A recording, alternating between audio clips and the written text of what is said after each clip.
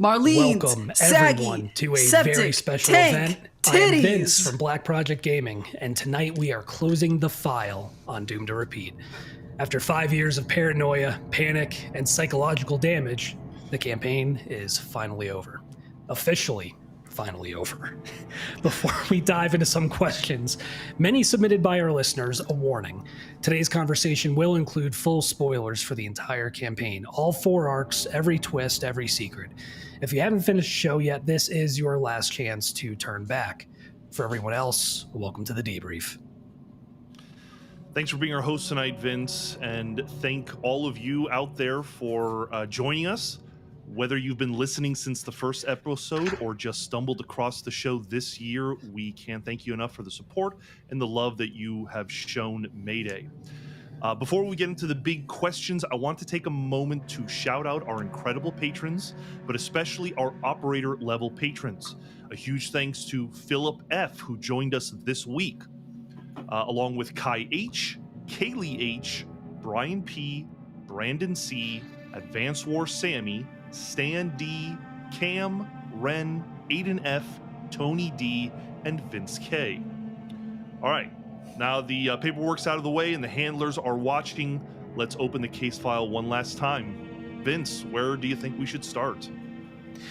You know, I'm just going to pop it off with the general, how are we feeling? Oh, man. Wild. Certainly alive. Yeah. We spent so long not talking about it Yes. that it's like I've deleted things and then it's like came back and I'm like, oh. The What happened? It does kind of feel like repressed memory. did. Like I tried to put the trauma for a lot away of the because players, there's so much. it's repressed memory, and for Yeah. Eli, in which all of this has rolled downhill too, Yeah. it's a Yeah. recent tragedy. Yeah. Right here. It's right here. Eli's still like picking themselves up off the ground, like, what was that boulder? Yeah. We did everything. Everything. I listened to it last night and I was like, what the fuck? It's fine. You live. Well, with that, We're feeling fine, Vince. We're feeling excellent. Excellent. We're doing good. I would hope that there's a little bit of relief mixed in there of, oh my god, You we know don't what? have to do this again. Honestly, I'm very proud of it because it's like it's 5 should be. years of like, holy nuts, we did that. It is. Yeah. That's where I would say if anything, I'm the most proud of that. And Eli, sorry, you did a phenomenal job doing Yes. the master and all that. I'm Yeah. so proud of this thing. Huge ups to Eli. Literal sound magic. Yes. Would not be 100%. what it is without Eli's touch to it. I mean, we wouldn't have the episodes at all if it weren't for so much work behind the scenes from Sergio and Eli. So Yeah, round of applause. huge. Yeah. Round of How applause. you a lot two more feel? cussing, a lot That's more crying sounds. Yeah. Yep. Mhm. Yep. Yeah, we'd just be doing all the sound effects ourselves and plugging them in from like Audacity files and hoping it works. Fully as you go, right? Yeah. Incredible. Well, what are y'all's all-time best memories of the campaign? There's going to be a flip side to that. Okay. I mean, everything's the best memory, kind of. It's a legitimate answer. I love it. Every time we try to get in a plane and have it be a normal plane Yeah. experience. That usually Yeah. ends up being Planes my are favorite great. because it never happens. Never goes well. We've never flown normal. No.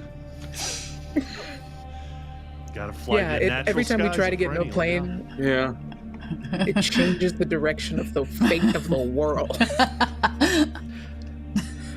Those are good. All-time Does everyone have a best specific memory. one? Like something that really stands out as being like your top memory? It's so tough because like I feel like if I say it, then that's my answer, and then 5 minutes later I'm gonna be like, no, it was. But What's one of them then? Yeah. There you go. I think Cicada's huge for me. Everything that went through that whole episode of like the split level of us being in 2 separate locations, and then Cicada being so interesting, and us learning so much down there, and like getting to see the other side of the program was awesome. Personally, I love the episode with me and Marlene, and like that to me is some of the work I'm most proud of in my life. So I put it in my reel. I'm so happy with that whole Yes. portion of that episode, everything that goes down between Merritt and Marlene, and the hostage situation being, picked up off the street, all of Merritt that. Noakes And then was a big one. yeah.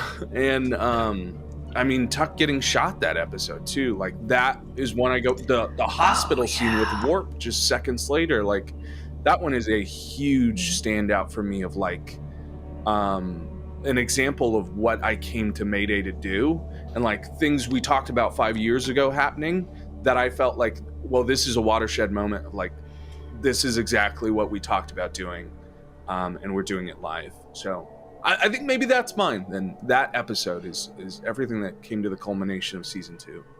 Love that. Yeah. Anybody else? Mine's getting out of Innsmouth, or trying to get out of Innsmouth. I that look was like so selfishly, it's trying to get out of so good. Innsmouth. It was such a wild time of, like, Zach and I have talked about this, where we just like shut our brains off and we were not in control of anything, and it was just like, oh, okay, yeah, this is just happening, I guess. Yeah, no, for real. But that's okay. So the way that Innsmouth played out, I feel like only happened because specifically of the way that Devil's Night played out. And Okay, hear walk me me when through I that. said Yeah. that was our first like historical scenario where we really learned what the Oh, effects could man. be if we fucked around and found out. Yeah. And I think that, like, because Innsmouth popped off the way that it did, it's only because of the things we learned in Detroit. Yeah. We as players. Yeah. I think yeah, Innsmouth so I think went that well was for a you real because you turning just point. Yeah. somehow you were rolling incredibly well that last 10, 15 minutes. It's because we were doing gay stuff, Serge. I only roll well when I do Until gay the stuff. what? Until the very end. I'm like, of course. Okay, we can't Until talk. that last one. Mother Hey, I will say you all did a great job. Don't roleplay romance with me or you'll Yeah. die. 100%. No, you all did a great job with that scenario. Serge, you did a great job adapting it. Everybody did Thanks. a great job playing it. That was it's Yeah. such a pivotal moment in Delta Green's history, and seeing that play out. Probably, I think for the first time in an actual play. I don't think I've seen it or heard it like that in general at all in another actual play. So really, really I'm well not sure if done. I ever did come across a Escape from Innsmouth like scenario play, so I don't know if we are I doubt we're the only, but I appreciate the kind words about us doing our best to do it some justice. It's a very open world sandboxy campaign, so we could have kept playing for many, many sessions. Yes. We didn't even It get was- to the raid. Oh, Yeah. trust Yeah, me. that's right. That's right. Yeah. The raid, yeah.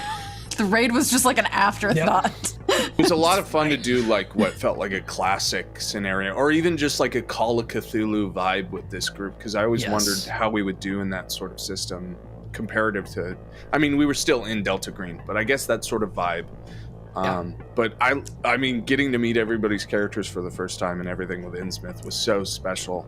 And I was like, well, how are we going to live up to what everyone expects out of Innsmouth? But by the time we got into it, I'm like, oh, we don't fucking have to. This is awesome. Like, this is coming together. And I think that's the historical scenario where I have suffered the most. And that's really saying something next to Devil's Night. Yeah. Fuck Yeah. my rolls through that whole... God damn, dude. It was rough. But That no, was so much fun. Also, Hyde's backstory, Caligari. historical scenario, Caligari. underappreciated Yes. in my heart. Fast and Furious. You know, honestly, maybe that would be my choice Yeah. because it's the culmination of a lot of things that I was trying to do with Doom to Repeat. Like, it was a historical scenario about the background of a different character or a main character, and it kind of ties into other elements. So that's probably one of my highlights. Love that. Can I add on, like, if I had to be on it, like one moment I really liked, and it ties to Hyde and Eli, because Campbell came out of that, like, oh, we're gonna have a co-pilot and all that, and I just remember going to Eli, I'm like, I am gonna do everything possible to fucking torture you. Like, I want this person to die in a way that is going to haunt your ass, but like have them be the best friend, like the Sam to the Frodo, all of that. I want Haunting the narrative. Oops. I was just like, I'm gonna make you fall in love with me. I'm gonna see if this person can die, and then they did in that very horrific way, and I felt so bad, but. So Eli's not amused. Love you though. I was like, I wanted to play a red shirt so bad. That's what it was. We What about all you, kind of Eli? red-shirted for Eli that one around. Yeah. That shit unravels so fast towards the end there. So It's like fast. the second we get into that village, it's like a clock starts or something. And here Yeah. we go. All the way to the ending. I think that's why that scenario sticks out. Is like until that last roll, Yeah. it was like, Till the wheels came off, man. Yeah. yeah. Eli and Zach both had really Eli and Zach together had really beautiful Yes. moments of like, I'll get your brother, you get my, or I'll get my brother, you get yours. That one, and then at the end of fucking the whole thing, when they have their "I wouldn't leave you behind," I was sitting by my turtle pond listening to it and just like weeping about Hyde and Morp. Oh, yeah. Yeah, that I- one. It's funny. Another it's funny favorite. how a stabbing can bring you together, you know? Yeah. It really can. That was Seeks though. Good Look, point. effing Sikhs. It's fine. I'm It's sorry. I have some problems with Sikhs. Yeah. Seeks is an interesting individual, man. Okay, but in terms of devotion, like intensity of devotion, there's not a whole lot different between Sikhs and Merit. And I think there just can't be two of the same tone in the room. I think it might be like two territorial but small dogs sort of staring off each other and being like, my Merritt turn. is very much a Jack Russell Terrier, protecting the house. Yeah. Eli, was there anything in specific that came to mind for you for a standout favorite?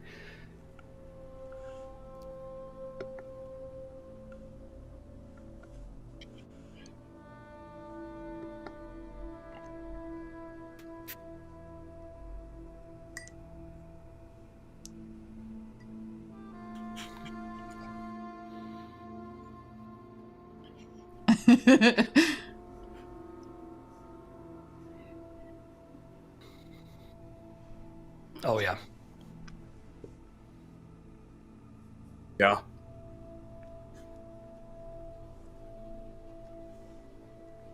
It's about 4, I think. Yeah.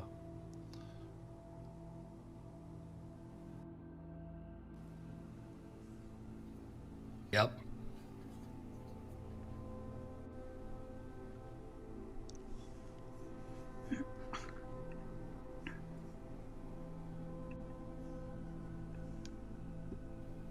Yeah, Absolutely. I loved any time that we found a way to be like, it's weird that before a historical scenario, we almost like round robin pick somebody else to like therapize.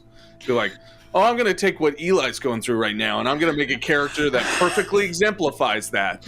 So like we were like calling each other out in character, and then getting together and be like, listen, this is what we have to deal with when we're talking to you every day. Like, or like, this is so you can read this in future tense as Hyde and learn something, or as Yeah. Warp and learn something. Passive aggressively highlighting. Little self there. Yeah, exactly. Yeah, This is you. that's weird. This kind of reminds me of you, Merritt. That's weird.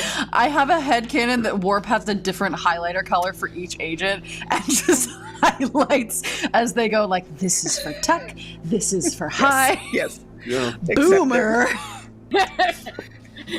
So, with kind of those best moments discussed, what were some of the worst memories from this campaign? Oy. Oh man. Anytime Getting we shot. got in a plane. Yeah, planes for me for sure. Stairs, bullets. I was so That one time. that one. Yeah, it ruined forever. I always go back to the septic tank. I think that's it for me because I just going back I agree.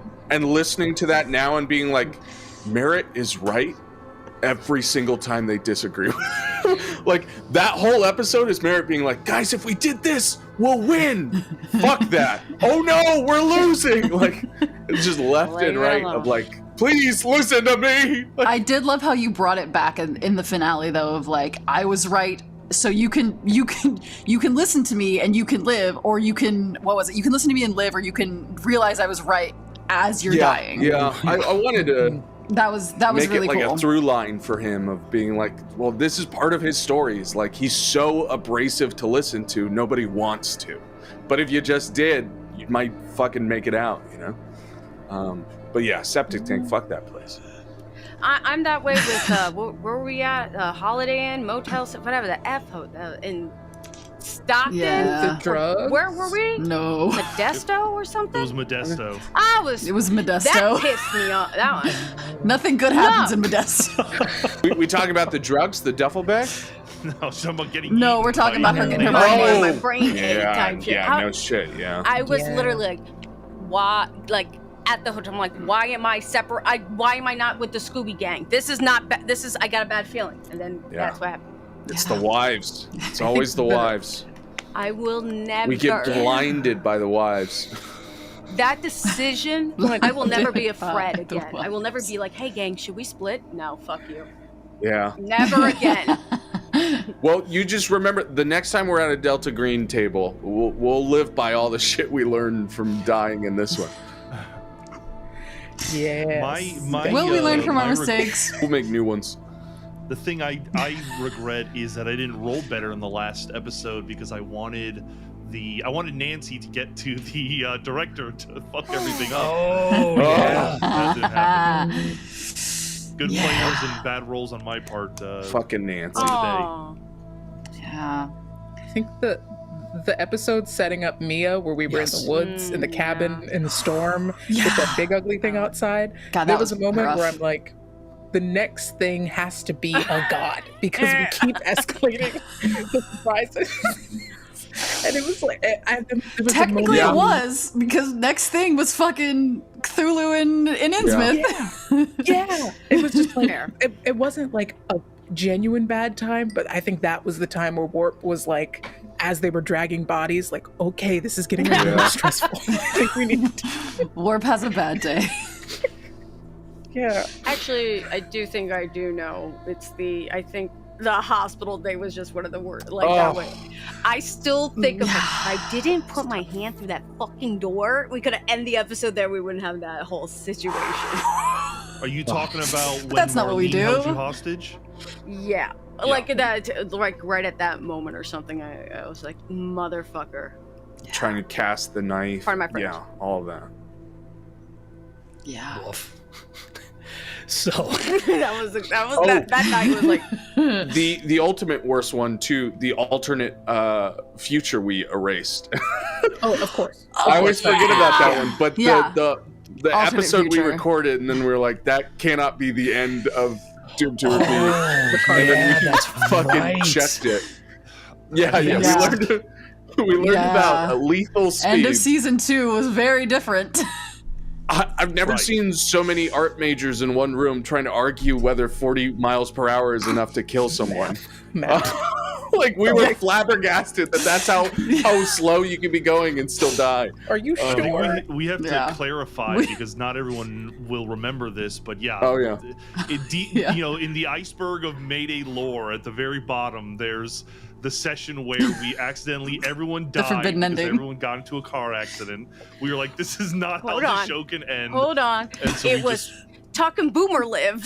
Tuck Yeah. and Boomer lived. Tuck and Boomer. Tuck was in a coma. Tuck and Boomer. and Merritt. Merritt. I found your but it corpses. was Samael Everyone. Morphin. died. Everyone. Yeah. So it was Just- what? yeah. Like the finale of season 2, right? Or Well, it would have Season been, 2 but we were finale, basically 'cause I on, was in the like, that hospital. last session or so, yeah. yeah. It was 6 hours long. We were all crying. It's when we have Marlene in the back of the car. Sergio brings Marlene back to life, or not back to life. She's still alive in the back of the car. She regenerates. She Regenerative regenerates. abilities, so yeah, so she was like gonna come back to life, yeah. So then she starts a fight in the car, and then we lose control of the vehicle and crash into the side of the road. They fucking flip and die. And then Merritt pulls up and finds their roasting corpses, can't put them away. And there's this whole dialogue of like, if you don't leave now, the cops are going to find you picking at bodies. And so we leave them on the side of the road, and the other two are in comas in the hospital. We're like, to be fair, the scene between you and Amanda was so gorgeous. Like when you found them, and like you were both just like so. It was so really good. Crying. But Like, all of us are just I remember sobbing. that. Oh my god, Yeah, I was think- like in shock because I was like, no. It was such a cool scene, yeah. but we were like, it was no. just me and Amanda, then everyone else was muted with their cameras off. I just remember looking at like black screens and being like, all right, let's end this thing. I guess no season 3. No. So that's the absolute occurred, worst.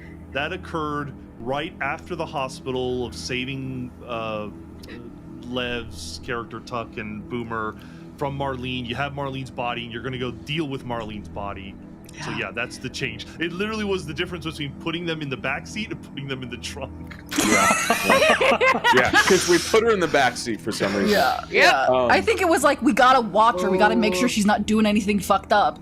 Well, which she made did. a whole lot of sense in the moment. That is true. And she did. then And at the end, she like turns into a fucking gargoyle and flies away. That not only did we all die, but the fucking thing She got got away. away. Yeah, that's right. Oh, And the got it. seatbelt should have been doing more. So that's Seatbelt just should a have done more. reminder. If you guys are playing something at your table and you fucking like, everyone feels bad about what happened, it doesn't have to happen that way. Right. Make them feel bad on purpose, you know? Did Which you- Sergio was so kind to us enough to like, Yes. we took a 10-minute break. He came back and like, guys, I don't think that was right. Like, no, we let's went go home. again. We went home after that. We went to bed. Was it? Yeah. It was the I'm next day. repressing. I'm We had repressing. sleep. Yes. We had a group text of like, hey, are you feeling as awful as I am? Yeah? Cool. I do remember getting a personal message from Sergio being like, was that too much? And us talking about the moment. And I was like, I don't think so. It was fucking hard though. Like, it's just the dice. Actual it's sounds crazy. of wailing in the background, though. Oh yeah. Crazy. Do we ever record the video of that, or is it just only audio? No, I think Maybe audio. just audio. it might be somewhere in the Zencaster somewhere. Oh my god, I would have been like, If you want to watch My- 6 adults weep openly, I was like, oh lord. That's the thing, is it's not even like fun to listen to. Like, No, the it was performance just like Amanda and I put on is not worth the like it's just fucking abject sadness. Okay. And it was and half of it- excellently done, but fuck. half of it is just us being like in the denial stage immediately of being like, is there something in the rules? Like, so it's I don't know if it's even worth putting out, but I just think like Sergio's reaction. He's like, hold on, because I could see he was like, wait a minute, like, hold on, let me What do I make do? sure. Did I read this right? Yeah. No. Hold on. Oh fuck. I realize now we did actually talk about this quite a bit Yeah. in whatever the last debrief was, but it was just a situation where we're doing a show. There's nowhere to go from a bunch of people just dying in a car wreck. So let's just make one small change. yeah. Keep Love going. Yeah. Gotta do what you gotta do. Yeah. It got played out the same. Like it got played out. Like the roles happened. So there was always a chance that Oh, yeah. something bad was going to happen and someone was going to die. Sure. It wasn't like we were like, no one can die. Don't But worry. That but it happens was- later. yeah, That don't happens. don't Yeah. worry, that happens later. I think we've killed enough people over the episodes to know that like we were gonna kill some people. Oh, yeah. Maybe not half the cast in one. In one fell swoop. I am glad that, like, I know it's very sad that, like, because Warp is kind of in their own little bubble, but I know they're safe. But I won't lie, Eli's fucking, like, rolls at the end of Hyde escaping is that was some adrenaline shit. I was like, Yeah. fuck yeah, fuck, get out of Finale here. part 2, Sorry, Serge, Eli like, getting the fuck out. Mm-mm. Oh.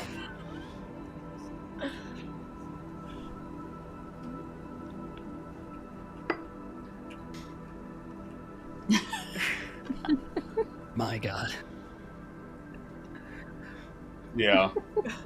That's a literal nightmare scenario, was looking out your window and seeing a person there. It's not okay. No. I thought we won Delta Green. We should have won Delta Green. Yeah. Nope.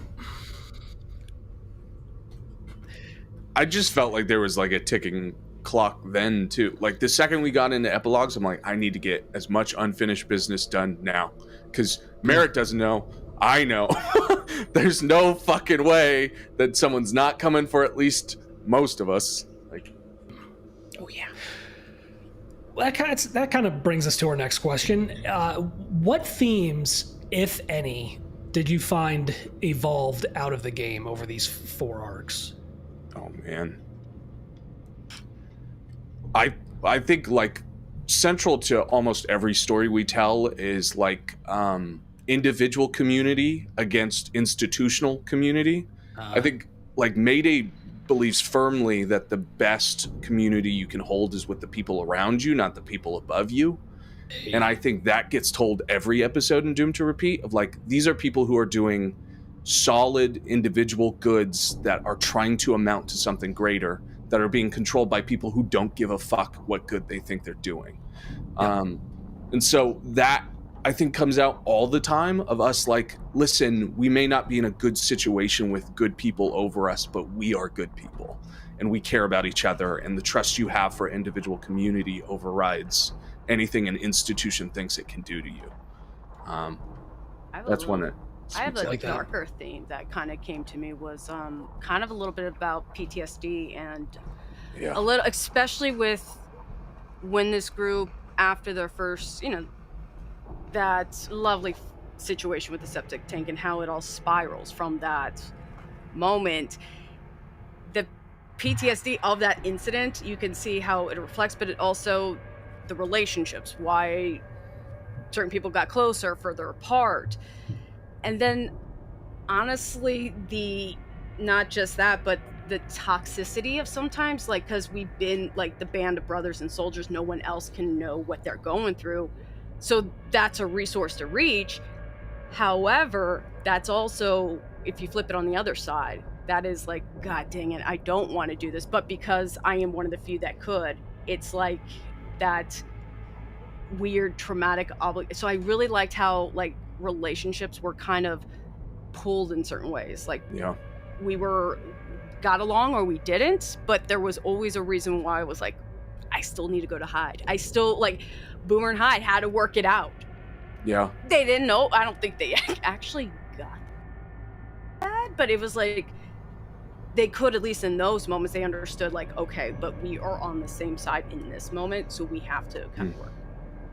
So, I think there was I said it in my last goodbye, I want to say in episode 40, where I said we may be doomed to repeat. I just think that there's something about humanity that we make the same mistakes over and over again.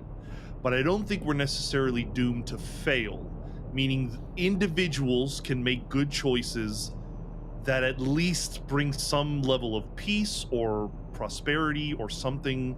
And I think that in the times that we live in, it's especially relevant. But I think that that's always what Doomed to Repeat was about for me is, the program has a long, sordid history, and it's probably going to continue until the end of time, but there are at least people trying to do good, and I think that kind of upsets the balance,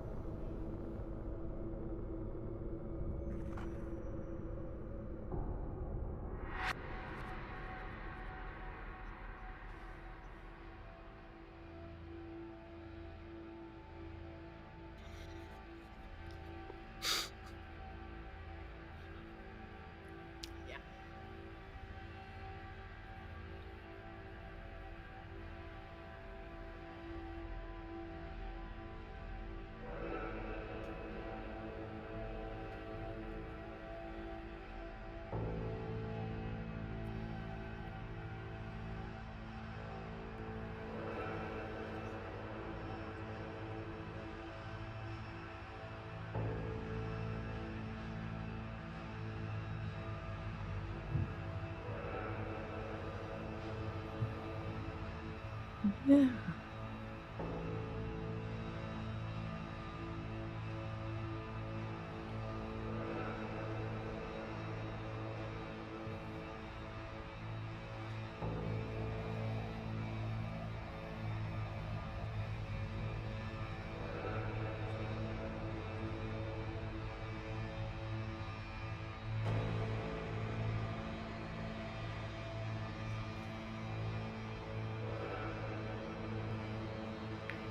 Well said. It's really well put. Yeah. I would just say the hubris of I think Call of Cthulhu and Delta Green of looking at like eldritch, unknowable, endless horror and being like, we could put a team of 5 on that. Yeah. Is so buck wild.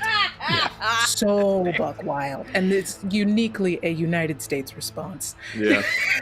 And I think everything could just, those two, it's a wild take, but it does truly, like, it's consistent from the beginning of the program to the end of the campaign. Yeah. I do appreciate you mentioning the American angle, Zach, because I do think Delta Green is, I mean, obviously there's spin-offs that are of different countries, but I do think it's a distinctly American kind of story, and so I appreciate that we as players were able to kind of explore our views on America and this and that, and especially during the, you know, when it started during the lockdown, so it's kind of an interesting catharsis. Absolutely. It did start in the pandemic, yeah. Anybody else have anything else they want to add? Beautiful. Really well said. So here's a question. I think this is from Lev. If you could change a single role your character made from a failure to a success or vice versa, which one would it be and why? What do you think? Well, yeah, I assumed that one. Yeah. I'll come up with another one. Fair. That's a good one, though. That's a good one. I wish Nancy had rolled well and gotten past the Haley thing, so I could have killed the director. Taking out the director.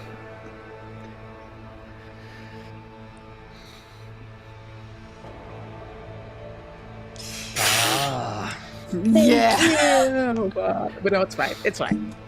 Vindication.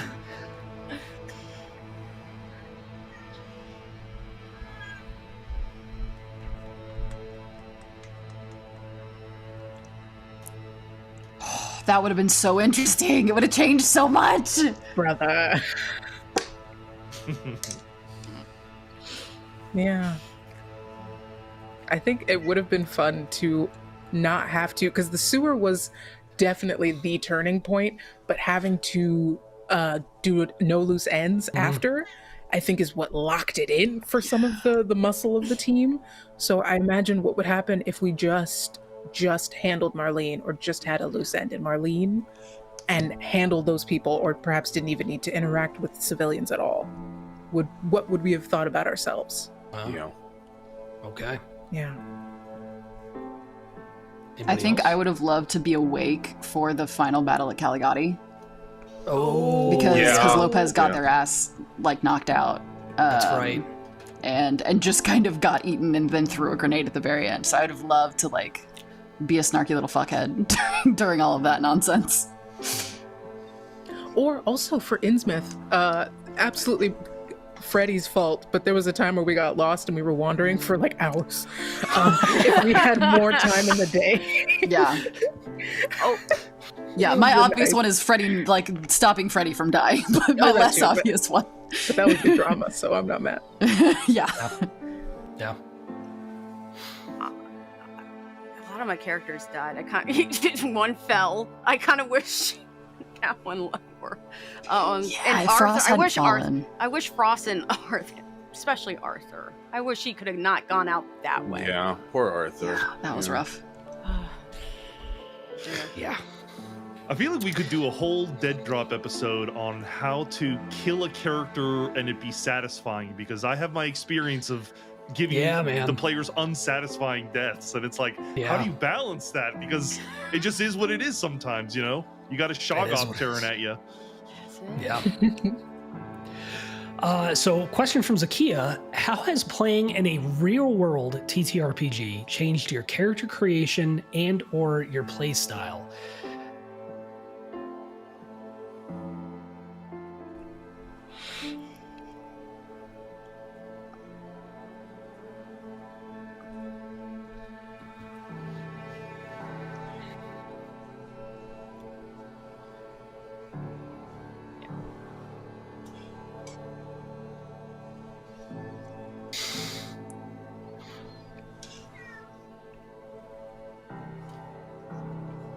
Yeah.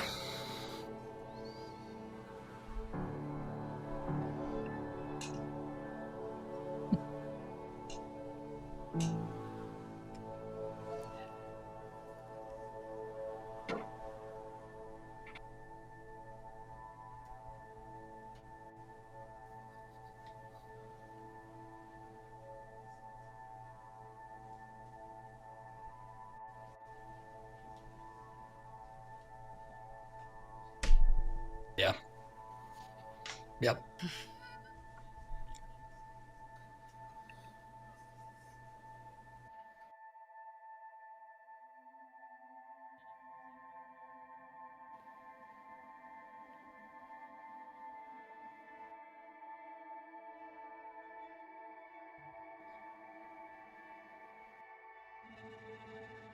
Yeah. Absolutely.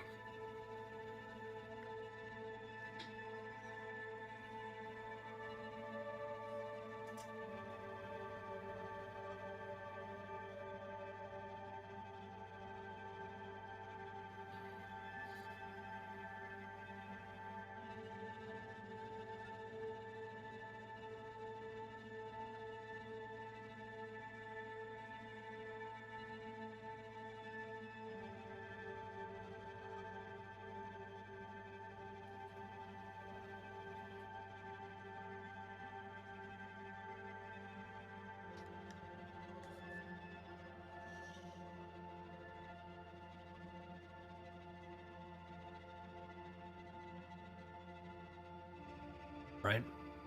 Love that. I think it's a good teaching lesson too for folks who are new to role playing. Like, you're just playing a dude in the modern world who has a gun. You know, like a go. It's I think easier than to imagine yourself being a purple dragon knight or something like that. You know. Right. I think for me, one, like, coming out of high fantasy, it will help you to avoid being a Swiss Army knife and start being a serrated knife. You run into these real world situations, and the problem with D&D sometimes is you're playing with, in our case, it's 7 other people, right? And if all 7 of you, every time we get to an issue, can go, oh, I can do that, it's now, well, now who gets to do that, right? I think things like Delta Green, Call of Cthulhu, these places give you a really great opportunity to learn how to let your other player shine. Because merit is a very particular key for a very particular lock, and warp is a very different key for a very different lock. And so it empowers you in character creation to specialize in an effort to make sure that you are serving everyone at the table, because the concepts are so much more specific. And the second piece I would say is, when you're playing something like Delta Green, when you're playing in the real world, you have much more of an opportunity to tell stories that are a lot more centered in drama than in fantasy. When you're coming into D&D, your story is, this man killed my father, and now I'm all across the entire country to hunt him down and kill him myself, right? But when we're looking at Doomed to Repeat, even, some of it is going to seem fantastical, of course, because you're fighting the Eldritch, but a lot of our central conceits and things we found most conflict is like, who is Merritt and why is he the way he is? Who is Tuck and why are they the way they are, right? Think about all of our last season is all about how much Tuck loves her sister, not about, us conquering God, right? Even if God is there and God is going to fucking kill the director of the program, it has way more to do with us caring about that inner conflict. When I look back at like the most successful pieces of Doom to Repeat, they're all conversations we had with each other about the basic drama of the character we made, not about the overarching huge narrative we made for them to solve. So think more about, things that are closer to the heart of the human being you're making, and make a specialized knife, not a catch-all. Way to put it. I like that. All right. So, with those group questions out of the way from Mayday itself, we definitely want to get on to our patron questions asked by the very wonderful people who support you all and what you've been doing. Mercutio76 asked, how much, if any, of the quote-unquote lore was discussed with the players after the game came to a close? Can you elaborate on the hidden threads of the larger story?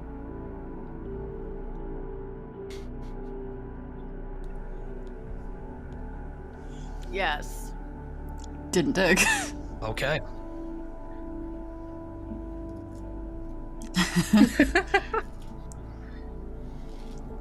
If Love we're it. talking like doomed to repeat lore, I don't know that we had like a huge debrief with Surge where we're like, what if we did this, or what would have happened, you know? Obviously we could do that now, but we didn't really break down. I think we were all pretty resolute in how it happened and had a big belief in like how it played out. I feel like Sergi.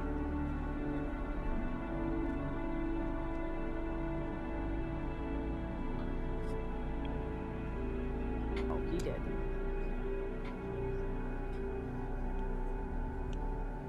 Yeah. Mm-hmm. knowing Correct. Surge too, like so much of what didn't happen could happen later. Like he loves bringing back pieces and connecting things, and I mean he's a Consequences. mastermind. Yeah. If there's a consequence left on the table, he's gonna find a way to incorporate it the next time we end up at that table, right? So Oh, yeah. I think Yeah. you know, maybe there was some hesitance to take pieces off the board that he could use against us later because we're sick masochists who want him to whip bad boys. Yeah. But genuinely going on that, for real, I think we were all committed to we're committed to seeing what the hell these people, their decisions lead to, because it will be buck wild, whatever it is. Yeah. But I think the point where we were like, there's no way we're all going to be living in a commune safely somewhere. So the best thing we can commit to is letting the true choices of these characters, however they end up, committing to them. And I think like looking too deep into the lore would have caused some sort of like meta instinctual protection, because we've all been living with these characters forever and we're protective of them, and nobody wanted that interference. So and then it also lets Surge put a little spin on whatever, you know. That's what I kind of remember. Is like, don't worry about it. Don't worry about it. You'll find out. It was like a lot of, you'll find out. You'll find out. And I mean, I eventually want to know what the fuck Nancy was, or like, obviously, you know, we have I'll an tell ya. inkling. Oh, come on. Ooh.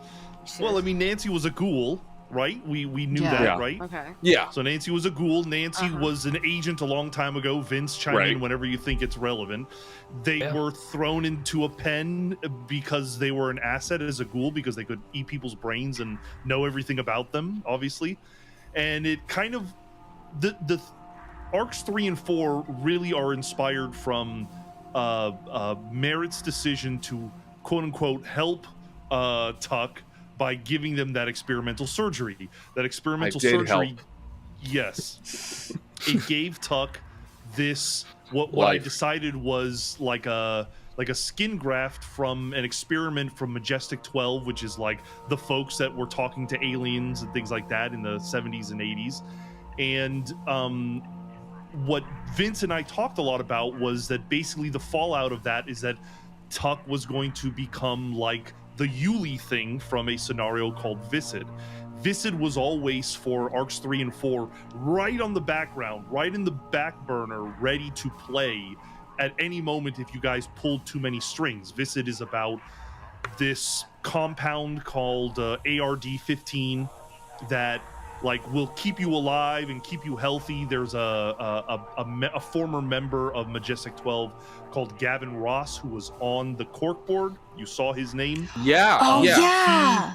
He has a supply of ARD-15 that is keeping him alive. Oh. And the Yuli thing is like a mutated creature that the very first experiment with this blue blood and the ARD-15 was on a soldier named Yuli, Daniel Yuli, I think. Daniel Yuli. And so that's Yep. why Tuck had this other personality in her mind as the powers grew, because Yuli was also kind of vying for control. And in Viscid, the Yuli thing, which ends up being split up into like 3 or 4 different monsters, they're all trying to instinctually go back to their home. They're trying to return to where Yuli is from, where supposedly his family is, but I think they've moved on and stuff like that. How so close were we always- to trigger that? I mean, How- we how- sort of if you did, had right? pursued trying to help Tuck, like let's try to solve give her. Exactly. That would have I led see. more and more into Viscid. And I was trying to drop hints into it. Martha, one of our patrons, does ask a question regarding this in more detail, but Viscid was always kind of like the inspiration for a lot of the background stuff that happened So in our game. Off of that, with Merritt's killing kids thing, was that Somersault. also, so was Somersault supposed to connect into one if we pulled at those threads, or Somersault was I is just out there connected killing to kids? Innsmouth. Oh. You are killing people who are on a list that the director has that says these people were relatives or descendants of Innsmouth folk. The director, when he was very young, got attacked by a deep one, and his sole purpose in life before he dies is to get rid of kill him. every single deep one that exists. And so Somersault is this fucked up program that he has where he's like, just, you know, find these people and assassinate them. And unfortunately, Mary got dragged into it. So that kid was like a 0.001% deep one. I don't feel as Yeah. bad. Right. Honestly, That's thank what you. fixed it. You vindicated me. Thank you. Clean Thank the you. plate. That's all I Hold needed. on. Do we have anything we want to clear up from Devil's Night now? I'm like, hold on, anything. Okay, Like, so was Devil's Night supposed to teach us before you introduced Nancy, so we had some like predication on Yes. ghouls? Okay. I that's what always wanted Nancy to be a part of it. I knew at some point I was going to get you to meet Nancy. And, you know, like I hadn't thought of Cicada yet. I think Vince and I talked about it only once Arc 2 had started. But yeah, I always wanted to introduce Nancy and have her be this reoccurring character that slowly becomes more and more involved. Yeah. Nancy is not the ghoul we met in Devil's Night, though, right? That was Tanisha, I think her name was. Tanisha, yeah. That was, I think, actually, in the original Reverb, she's just a regular girlfriend to Spider J. Right. And I decided that she was a ghoul because I had this whole, I added this extra layer of the that cult that was selling the drugs. I forget the name of it. The Fate? No. The Fate. Yeah. So anyway, she was just kind of a ghoul that was a part of it. I wanted to introduce ghouls and what they are and what they do, and Nancy wasn't yet a ghoul, that kind of thing. So Wasn't Jean Qualls in Devil's Night? I remember the name Jean She Qualls. I called feel her- like we talked to her. she was just Jean Qualls, the FBI agent. Yeah, Jean Qualls becomes Nancy. Yes. That's right. Yes. Which I thought we all understood. Yeah, Jean Qualls was an NPC. I think we knew it. I think we forgot. Yeah. It's been a while. But I'm that like, makes what- sense. I mean, she kind of worked it by Tanisha there. Maybe she knew about ghouls and then got put Honestly, into it. Go ahead. I was going going to say the only person who has the same meta understanding of how these things are connected, other than us, the real people, are the monsters in the story. 100%. The drugs. Go ahead. Sorry. The drugs that you had Samael take, that he like sees the fucking future and past. What the fuck's up with that? Yes, Those thank were you. the drugs that were that was reverb. Were being- it was Those were like a, okay, Reverb. it was Was that reverb. when he gets it in that present day? Did you have any intentions of reintroducing reverb into our modern nights, or was that just to set up Devil's Night? I think that was close to I mine. very purposely put it in the green box so there was a chance you would experiment with it, as we knew that we would lead into the reverb scenario. But I didn't really, I didn't think about a lot of things past like what it initially would do. Just have them And then- take drugs. Yeah, just have them take drugs, and then maybe they keep using it or they don't. But you know, if you remember in Arc 2, we do technically use it again for Samael to foretell that creature, which is a different scenario entirely. How many more times do you think you would have had to pop the good stuff in order for Samael to like, well, now we have to introduce reverb back into the grander narrative? Was he like 2 more hits off and you're like, okay, we're... I mean, he kept succeeding on rolls. That was the only reason he didn't get killed by the Preda. Otherwise, the Preda would have got him. That is very true. And is reverb the drug that party boy was slinging? A weird fucker. Who wore the we had a gremlin mask. vision. Yeah. Emmanuel, Well, but no. also we had a vision of a party, and it was related to somebody on the bulletin board. I think this is what Samael saw. Maybe It was I'm that- going crazy. It was that like I don't remember what it is, but it's like the picture of the person in all the goth outfit in New that York. was Carnal Dreams, which is a band. Right. And remind me, Vince, I think the band has a connection to Nyarlathotep, or they're connected no. to the Fate. So they play Okay. at Club Apocalypse, Yes. which is run by Stephen Alziz, who may or may not be an avatar of You guys He never was used- on there too. We Yes, heard about yes. Alziz. So was that a thread that we didn't get to go in on was You could have, yeah. Okay. And I remember Samael particularly was, I think, poking at that thread. Yeah. We could have gone into, you would have met like Nazis that were part of the Fate and a whole bunch of other crazy shit. That I think we got distracted by Marlene, right? Wasn't it that like Marlene had just come back because we didn't do a whole great job about keeping her dead? Yeah. Yeah. And then the other connection was in Caligati, which is the change from the original scenario. That final thing that you guys come across is a Shoggoth. I think in this original scenario, it's kind of its own original Delta Green monster. And then I tied it to Innsmouth because in Innsmouth, in the scenario, there is in fact a Shoggoth at the. It's like an old rundown factory that they keep a Shoggoth in. So yeah. Shit. Any last And then the minute Easter Shoggoths are eggs? what came out of little Mia in the cabin. She was like making them for some reason. I'm like, any other last minute Easter eggs? Because I'm like, I did not. What did we miss? I'm like, damn it! No, what did we miss? I'm sure I'll think of a dozen other things, but yeah. Yeah. Martha M has a bunch of great questions. This is for everybody. Which character from both Perennial and the historical scenarios was your favorite to play and why? And then for Sergio, which NPC did you enjoy the most? I love Tuck. I will always love Tuck. Yeah. And Cora. Cora and Tuck are my top two. But I think Cora's mostly because of tragedy. Sure. Yeah. I think, Warp is definitely the favorite, but I also had a lot of fun in Caligati. So. Yep. I like Frog in the 1984 scenario because Frog's they were great, the only one trying to like keep everything together. Yes. Really just holding a bunch of leashes. Frog was good. Ridiculous. Frog with 2 G's. For me, Boomer, that was actually like the first long-time character I got to keep, Boomer. So but I will have a special place in my heart for Arthur Clarke the day I die. yeah. Arthur was awesome. Just the IRS was killing me. I love it. Oh, Echo was awesome. That was God, I great. loved Echo. Echo was so much fun. Getting punched in the face.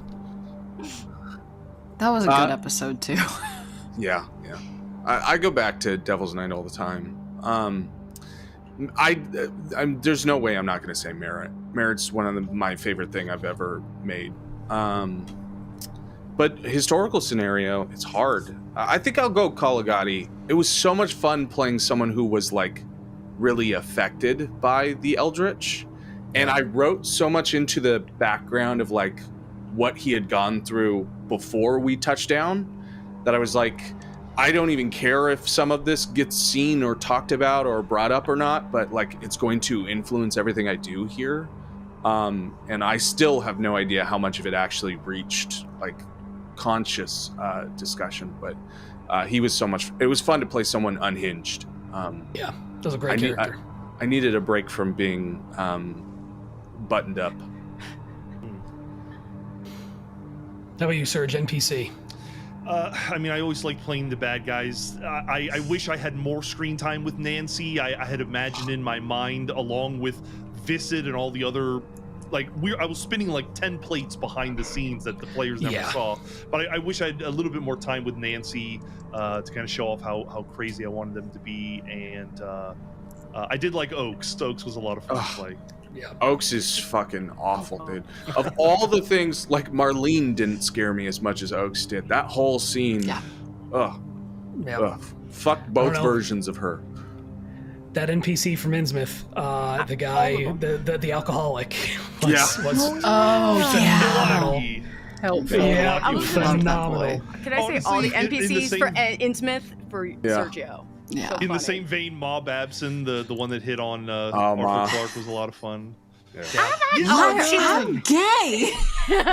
Madam, I am gay. Get away from me. That was so funny. I loved love her. the Gremlin in Devil's Night too. Fucking Manuel. That weird motherfucker playing Duck Hunt. Trying to think of like anybody else. Oh, our mom. Yes, Mommy Mallory. Yeah. Mommy Mallory. I think Mallory's such like a perfect representation of a handler.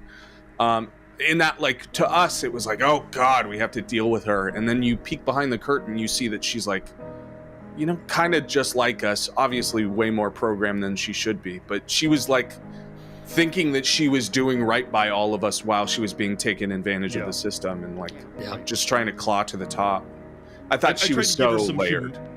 I tried to give her a little humanity with like you guys learning that she had recently had cancer, which she had cancer from interacting with the color from out of space. I imagine in my mind that there was a situation where she had some interaction with it and it gave her cancer and she survived it and stuff.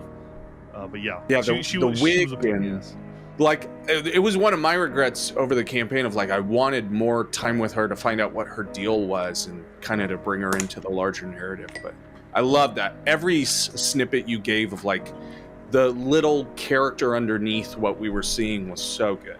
I love that character. Yeah. What were times that you all as players found yourselves scared and when? Hyde fighting Marlene in the alley. That will never not scare the fuck out of me. I don't know what it was about that, but like you just going hand-to-hand combat against her and no one knew where you were, terrifying. And also the caves. Yeah, the caves. The caves Yep. Some moments, the moment we watched the video of Marlene standing up in the hospital, like the CCTV of, she just fucking stood back up. Like I get chills thinking about that one. Yeah. The Yosemite and those things in the rain, and just the idea of the lights going out and like us being trapped in that one building and having to drive away from whatever the fuck is happening, and that thing comes out the side of the car, and now you're dealing with like so many different pieces. Like I try and differentiate between times I was scared Merritt would get hurt and times I was actually scared, and those two jump out. Nice. I think the hospital scene for me personally. Yeah. Because what really made me scared was the fact it was Marlene in the room with Tuck. And they were in the coma. And that's the reason why. And then I kind of went in there and I was like, oh fuck, this is the closest Boomer's gonna probably go, because I was like, but that moment where it was just you in a coma and there's Marlene, that I remember I just went like, oh shit. And it just like, I extrapolated so hard in that moment that Sergio was like, and it's Marlene in there. I was like, oh god, they're gonna have to kill me. I'm gonna have to kill them. Oh god. Yeah. I have another one when we go into the apartment and she's on the lawn chair on the balcony. Oh my fucking god. The apartment was so scary. I can't believe I didn't think of that one. But I felt like every step of us going up to that body, and I was like, this is gonna go to shit so bad. Like, And the fact that it didn't happen quick. Yeah. That it was like we pushed her over and nothing happened and nothing happened and nothing happened and then it happened. Because it truly was like somehow we got a jump scare in a TTRPG game, because you were waiting for the movie moment of, oh my god, she's gonna turn around, and when she didn't after the first push, I'm like, no, it's a fake out. Oh my god, what the fuck? Like the paranoia was so real because Serge had done it to us before that it had like built up to a point of like, I'm over paranoid now and now I'm fucking scared. Yeah. And her like talk, like the voice coming out of that fucking septic tank, and Samael goes down there. And you could always count on Aaron to fucking go down there.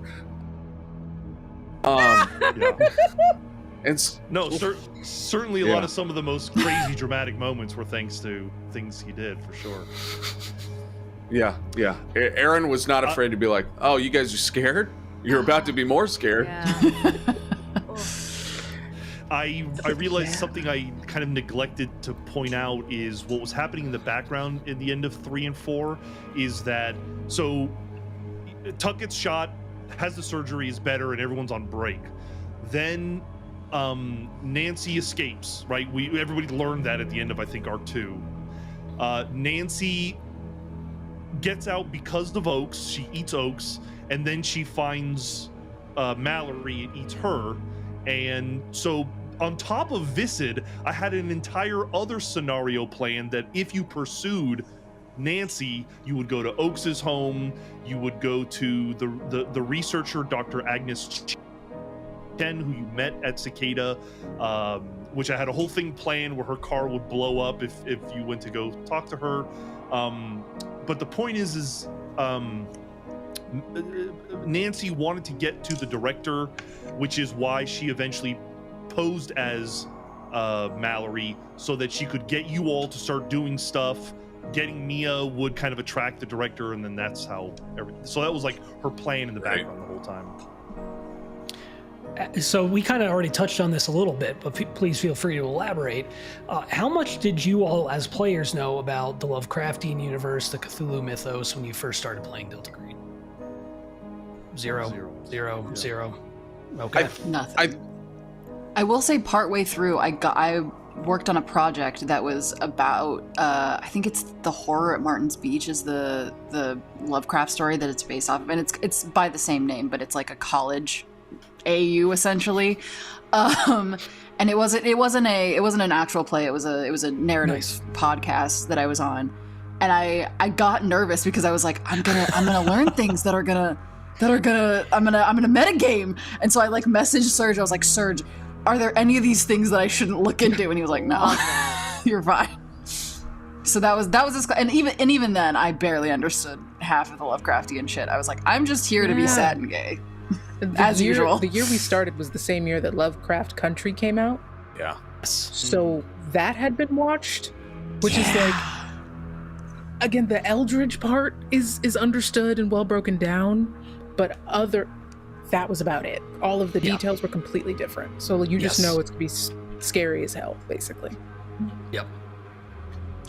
Yeah. That show's so good, though. I think I knew the most. I had run Call of Cthulhu before. I'd been a player in it. I'd never played Delta Green, so that was new to me. But I've also, I love Lovecraft. I love horror in general. So I was pretty well aware. But it's so different when you get into it because George never touches something without putting himself on it.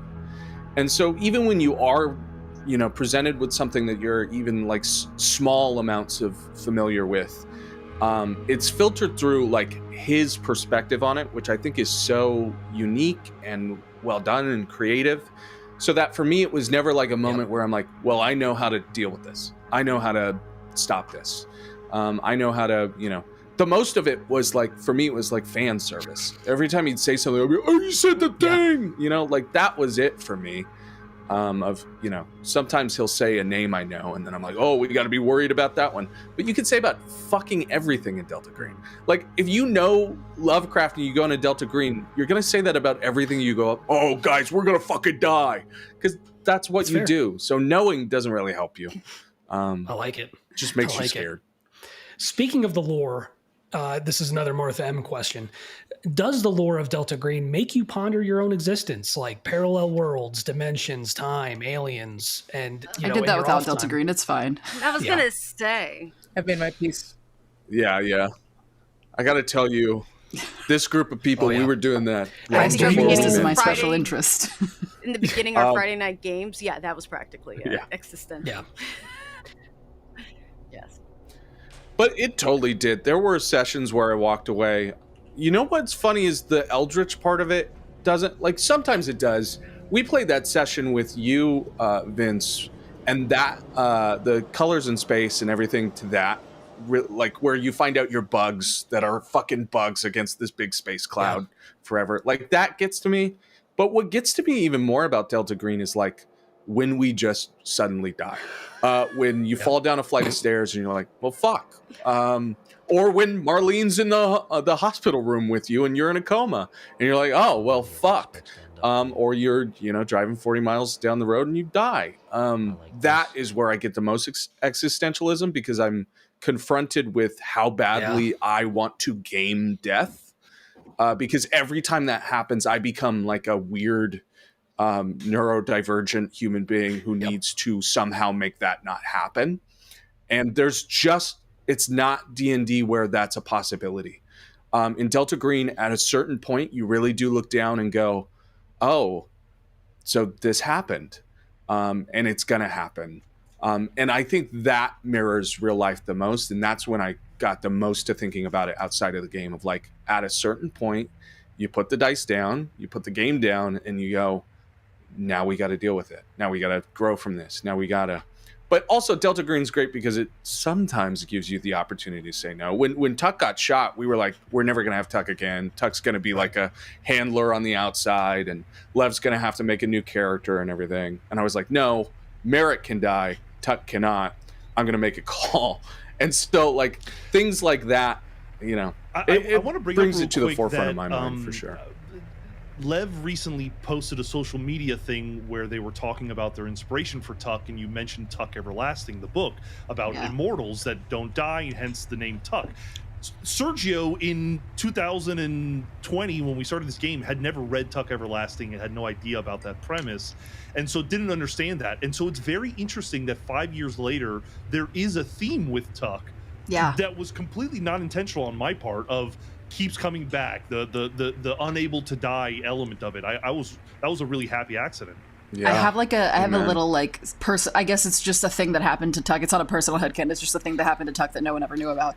But I think at the time that Mia and Tuck disappeared when they were little, Tuck was reading Tuck Everlasting, and so like she came back to it and was like, "I'm the one who lived. I drank the tree water, and now I just can't, like, I keep living. Why do I keep living?" So that was something that, like, I think stuck from, like, early childhood about this book, that I don't think Tuck likes that book.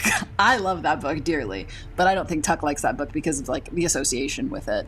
And I think that the name is almost a little bit of penance of, like, okay, well, I have to carry this burden. If I keep living, at least, like, I have to make sure that it's worth it, I guess. I don't know. I also I have a lot of, like, thoughts about Tuck dying so that Mia could live, and, like, basically Mia having the redo of the life that Tuck probably should have had, with, like, a mom who gave a shit in Ruhi. That speaks to Doom to Repeat too. She repeats Tuck's penance in losing you. I'm hoping she makes better choices. Well, we'll see her Delta Green team. her and Ollie and Rose's kid team up. Delta Green babies. Oh. Delta Green babies. The most fucked up Muppet Babies spin-off. Oh, we could. No. Anything else anybody wanted to add? We interviewed Vince and I interviewed Shane Ivey and Dennis Detwiller, and they both commented how bizarre it is that this is on the topic of pondering your existence in Delta Green.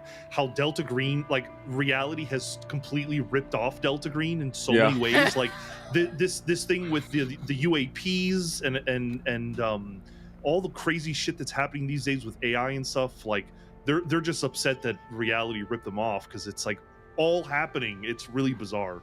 Yeah. I mean, UAPs have been a thing for a very, very, very, very, very long time, and they've just been called different things. I won't go down this road. Apologies. Just gonna put a lid on that before we even start. Everyone talk about something else. Question for Sergio. You did kind of touch on this, but feel free to elaborate. What was your thought process behind how you decided to use the lore of Viscid and not play it as just a regular adventure, and instead kind of injecting it into one of the characters? Yeah, I think just because the only reason Viscid was on my mind was because of the Tuck connection, with them becoming healthy and me wanting to have some levels, some touchstone from Delta Green to make sense of what's happening to Tuck. And obviously we kind of, Vince and I went off on that, where we created a whole stat sheet for Tuck and how they improve their abilities and what happens to them and stuff.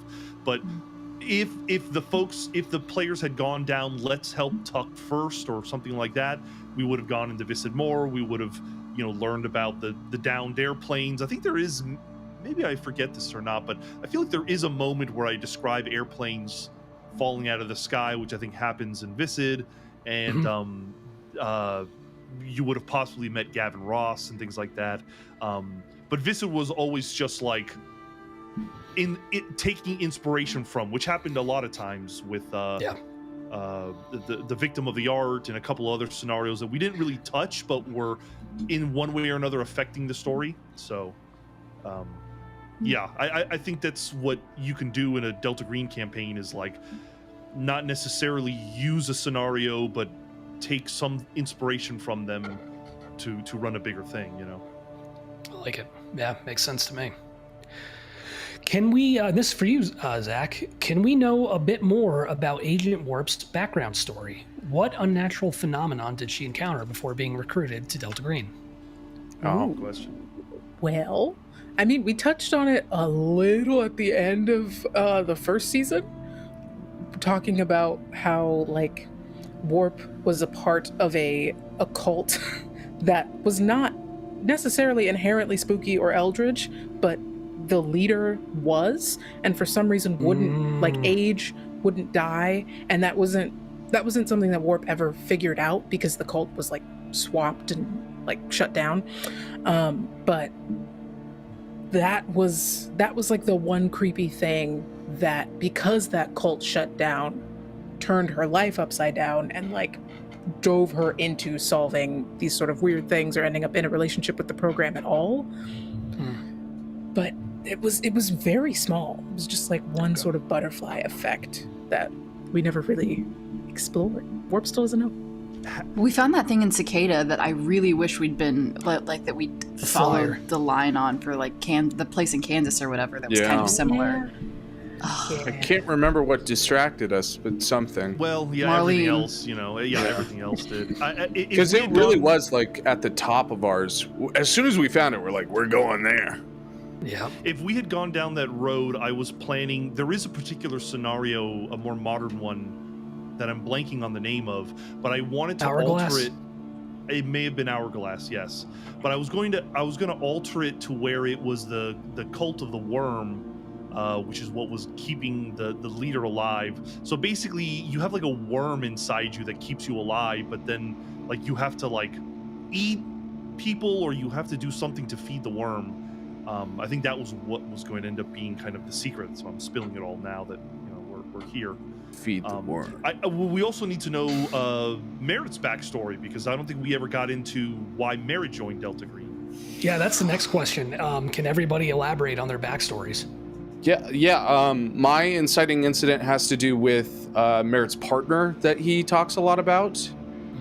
We were investigating a small town murder case where at first it looked like domestic abuse, and it was like Merritt's first or one of the first investigations with the Bureau. And we discovered some strange pieces of evidence and then a diary from her inside of the apartment that led to believe that she hadn't been with that guy for like months. And that her and her child were like hiding out in this apartment, and it was like all borderline hoarder house and like horrible evidence that pointed to them being in some sort of trouble that had nothing to do with the boyfriend. And then it talked extensively about these hikes into the woods by Lake Placid, which is where Merritt is from, basically. It's like very close to where he grew up. And so they found out that the body was found in those hiking trails too, and so it drew this connection that she was going out there for a purpose. She wasn't dumped out there.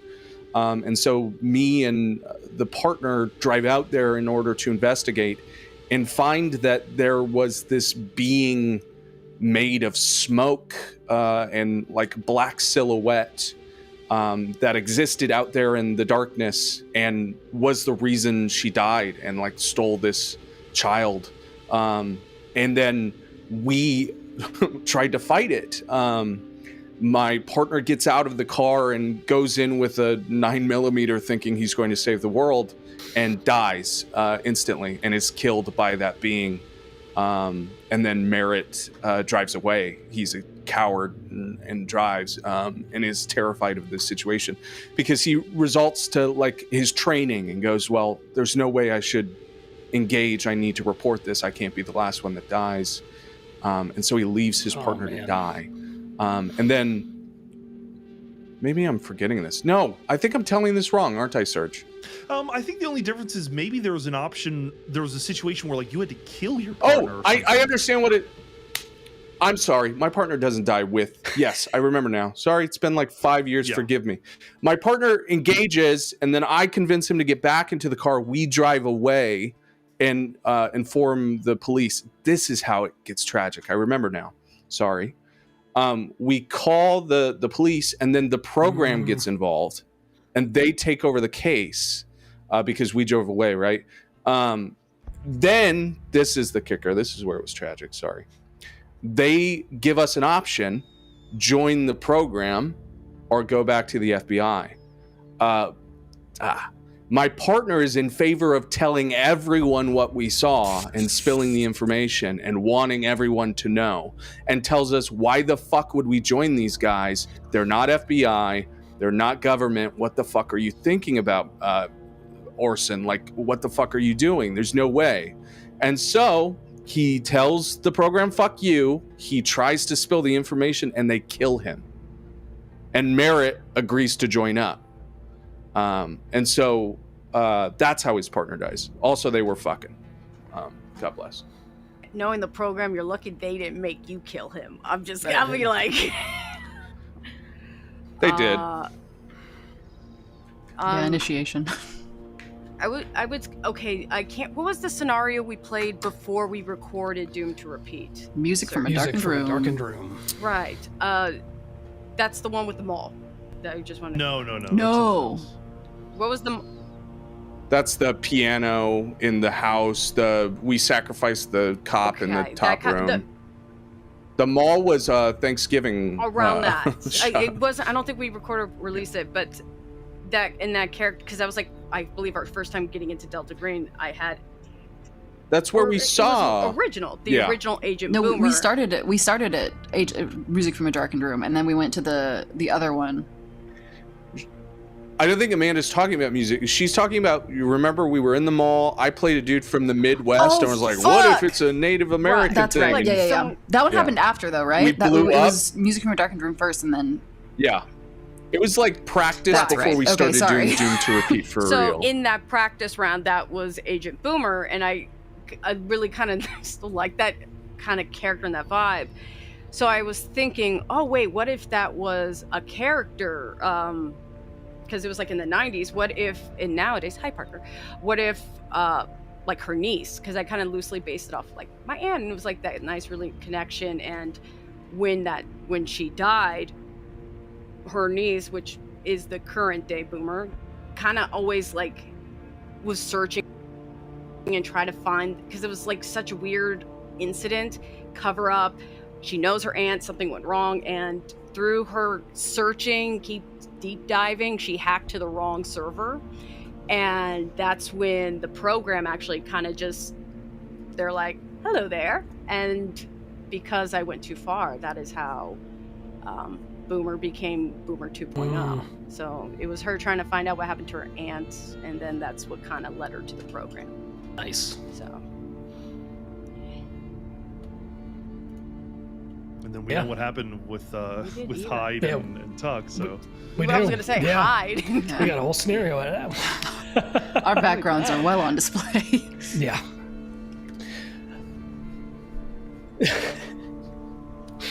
So that was good. For the agents, what was your biggest surprise / turn of events? And then for Sergio, is there a surprise or turn of events that you were the most happy about?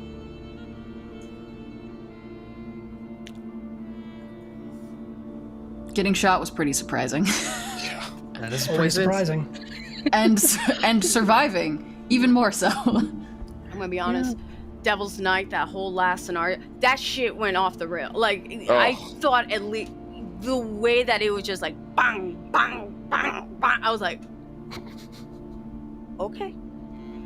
I think for me, turn of events has to be that Devil's Night ended up being as epic as it was. I was not expecting that. Yeah. Also, learning about the way that ghouls exist in the Doom to Repeat universe, but also learning that like the way that the plan that the program had for ghouls was just hope they don't do anything. Like once they caught a ghoul, it was just like fingies crossed. That's the strat. And that was genuinely surprising, I think, for Warp. Yeah. What about Charlie? Don't leave me hanging. Hold on. Good old Charlie, yeah. I wanted more of Charlie.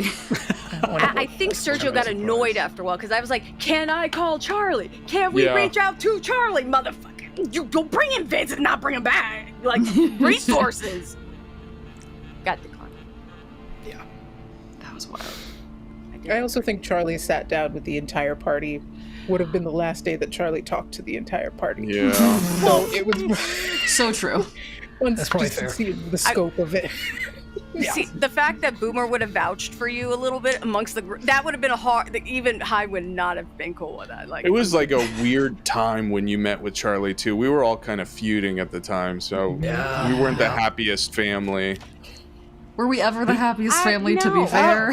Towards the end there, we were kind of together. That's true. We had our moments. Amanda, did you ever find out who Charlie was? no.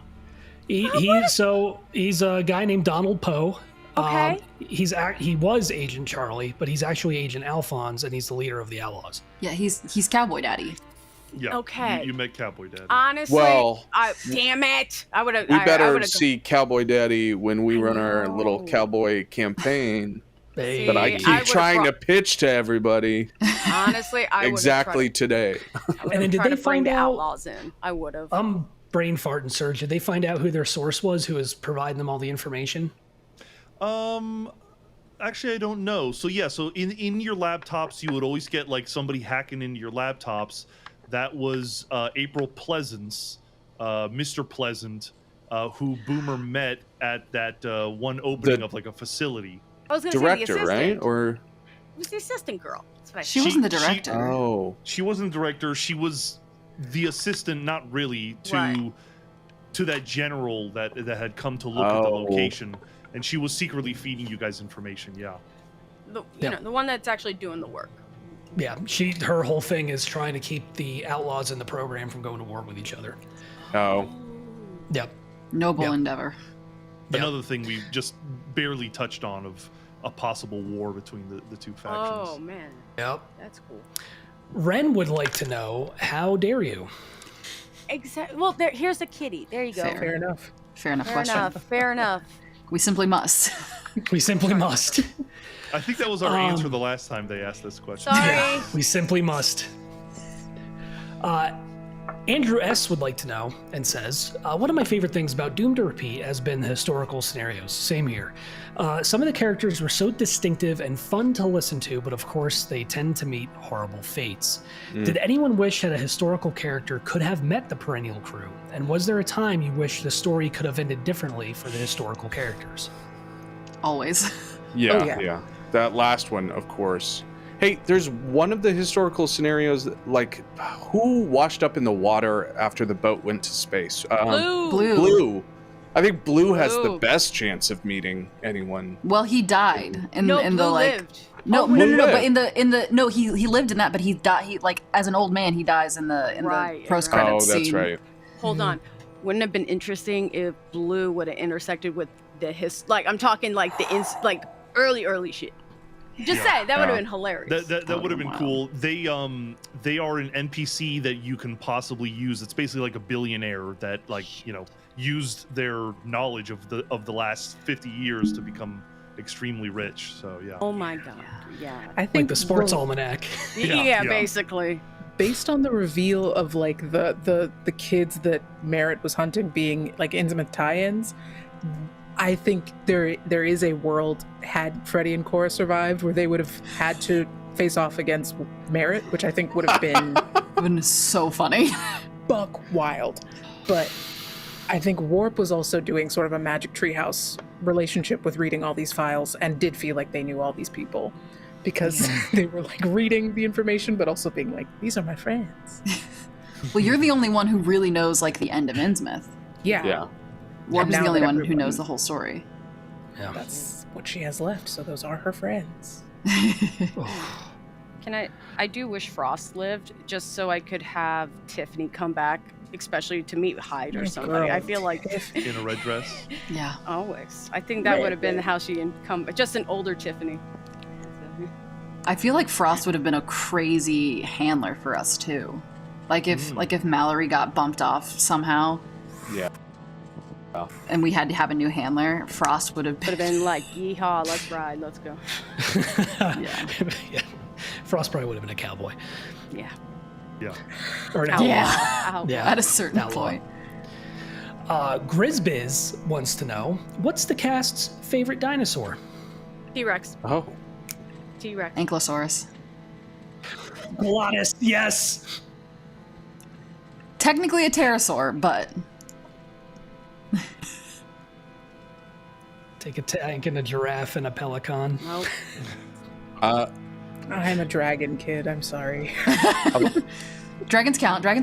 Okay, then dragons. Always been into raptors. I'm a raptor guy. Yeah. Listen. Yeah. Raptors are cool. I got to give love to Stegosaurus. For some reason, I like Stegos. Gotta love the Sorry. stegs. I was in first grade, saw Jurassic Park, and that boy was just like, that's my friend. That T-Rex Yep. is my friend. Pachycephalosaurus and Parasaurolophus are really Ah. cool too, though. Hell yeah. Vince, what's yours? You know what? Growing up, I was, the Raptors, man. Like, I was all about them They're cool. Raptors. Yeah. They were dope. The Dilophosaurus is pretty cool too, with the fins and the spat. That was good. All right.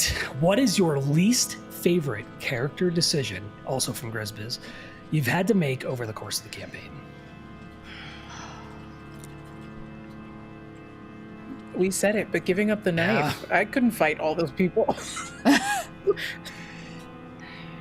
For sure. No, the septic tank. The septic tank. I regret all of that. Yeah, me Yeah. too. Let's be- Firebomb it. Just Fun. let's set it up. Kill it with fire. Getting off the plane with Mia and thinking it was going to be any different. I know that was the megalomania, and I was playing into it. But if I had any control, Oh, my least favorite character decision that I still remember and still gives me palpitations was Merritt leaving his credentials behind at the military base. You mother! Oh! Yeah. Got your Oh. name tag. That hurt my Oh. soul a little bit.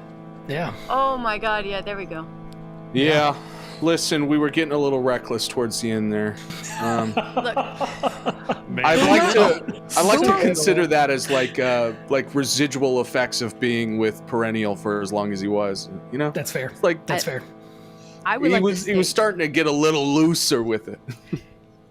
Yeah.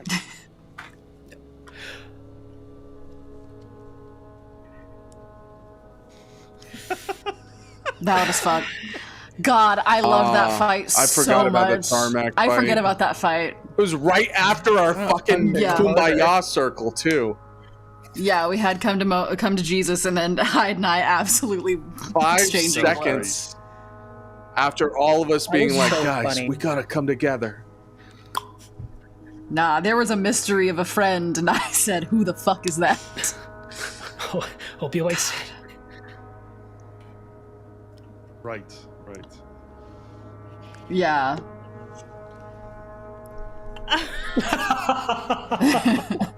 Which honestly just lended itself to it more. It fucking rocked. Serge? That was we've discussed this before, but that was the other big thread is that Dr. What was their name? Hooks. Hooks. Dr. Yes. Hooks was a avatar What was her of OG name Nyarlathotep, again? which Zach would know, I have but it somewhere. Because Yeah. she's from our very, very, very first game. she's from Music from a Darkened Room. As That well, was Music so- from a Darkened Room. She went through the mirror with Nyarlathotep. Oh. Yeah, I feel like it's Stephanie just because I was naming a lot of things on Twilight. back then. Stephanie, I think. Her name was correct. Stephanie, Stephanie but I was. can't remember what her agent name was. It was like Sparks or something like Ooh. that. Was that with Which an would S? track, right? Yeah, no. Yeah. Sparks. I have my Tuck Something like notebook that, in yeah. here somewhere. I wish I could have been a fly on the wall for that one. I wish we had recorded it, honestly. Yeah. Yeah, man. I mean, there were some glaring issues, Sure. We're but kind of winging it. First but time. Sure. I Y'all mean, should've- those were. Yeah. oh, it wasn't the first time issues. It was the one of the players' Oh, yeah. issues.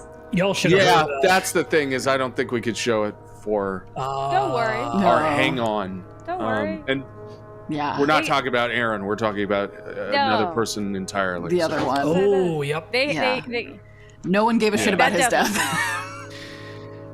Yeah. Y'all should have heard our playthrough of Lover in the Ice. That was the first scenario I ever ran Ooh. Black Project through. That was What a way to shit-on start, mess. too. I gave them a series of scenarios just with the synopsis on the back, and they're like, that one sounds cool. And I'm like, you sure? They're like, yep. I'm like, okay. All right. Okay. Here Wait, we Lovers go. in the Ice, you did that one? Yeah. Okay. Yep. That was a choice I made Alright. at a certain point of my life. One of the questions I've got is who had backup characters and who were they? I did. I had 2 characters in mind because I think it was towards the end of season 2. I can't remember. But there was a point where Papa Sergio sat me down and said, look, you are my favorite son, and I want you to know that. You've never done anything wrong. But the rest of your team, they don't seem to like the program as much as you do. And there's this thought that like Merritt is going down a road and he's going to be given like a crossroads decision. Does he believe in the program enough to move forward, or is he going to spark off with the rest of Perennial and be a bad boy? And so we talked it over a lot, and there was this great concept because, I mean, everyone knows now, but at first Merritt was mulling for the program in Perennial for Mallory. He was reporting back to her on everything that was happening because she requested it of him, and it's part of why like they like routinely referred to him directly. But we were getting to a point where it was like we're at the edge of this, and Serge I think thought it was a interesting premise if Merritt removed himself from the table and became the antagonist and became like a force working with the powers that be. And I think eventually it like looked into the idea of like, what if he believes in the program so much he becomes an accidental agent of Nancy or an agent of the director, whatever it was going to be.